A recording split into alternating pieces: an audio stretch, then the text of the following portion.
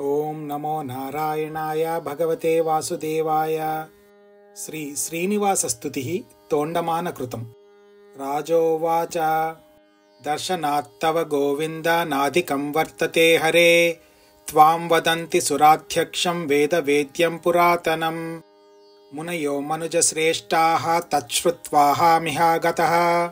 स्वामिन्नच्युत गोविन्द पुराणपुरुषोत्तम।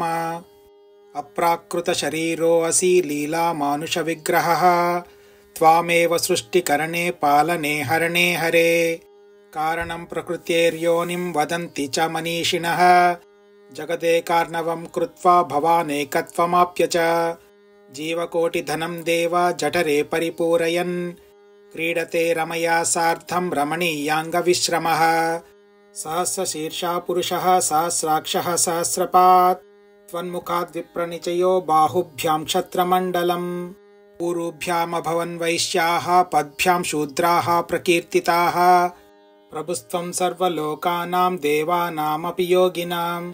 अन्तः सृष्टिकरस्त्वं हि बहिः सृष्टिकरो भवान्।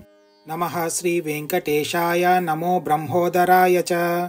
नमो नाथाय कान्ताय रमायाः पुण्यमूर्तये। नमः शान्ताय कृष्णाय नमस्ते अद्भुतकर्मणे। अप्राकृतशरीराय श्रीनिवासाय ते नमः। अनन्तमूर्तये नित्यम् अनन्तशिरसे नमः। अनन्तबाहवे श्रीमन् अनन्ताय नमो नमः। सरीसृपगिरीशाय परब्रह्मन् नमो नमः। इति स्तुत्वा श्रीनिवासं कमनीयकलेवरं। विरराम महाराज राजेन्द्रो रणकोविदः। स्तोत्रेणानेन सुप्रीतस्तोण्डमानकृतेन च। सन्तुष्टः प्राह गोविन्दः श्रीमन्तं राजसत्तमम्। श्रीनिवास उवाच राजन् अलमलं स्तोत्रं कृतं परमपावनम्। अनेन स्तव राजेन मामर्चन्ति च ये जनाः। तेषां तु मम सालोक्यं भविष्यति न संशयः। इति श्रीवेङ्कटाचलमहात्म्ये तोण्डमानकृत श्रीनिवासस्तुतिः। ओम नमो नारायणाय भगवते वासुदेवाय।